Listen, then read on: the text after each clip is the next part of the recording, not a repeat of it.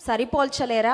సరితూగరా? దానియేలు, షద్రకు, మెషకుకు అంటే దేవుడు తనను గణపరిచే వారిని దేవుడు ఎలా గణపరుస్తాడో, తనకు ముందు స్థానాన్ని ఇచ్చి దేవుణ్ణి ముందు పెట్టి దేవునికి ఇష్టంగా జీవించే వారిని దేవుడు ఎంత ప్రత్యేకముగా హెచ్చిస్తారో దానియేలు గ్రంథాన్ని మనం చదివినట్లయితే చాలా చక్కగా గమనించగలమండి. కొన్నిసార్లు మనకు అనిపిస్తుంది, ప్రార్థనకి ఫలం ఉంటుందా?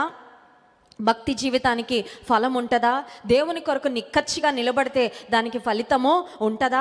లోకస్తులలాగా లోకంలో పడిపోకుండా, చెడిపోకుండా, పాపాన్ని అసహించుకుంటూ శోధనలను సహించి జయించినప్పుడు ఏమన్నా ఉపయోగం ఉంటుందా? ఇది చాలా స్ట్రగుల్తో కూడిన జీవితంగా అనిపిస్తుందండి.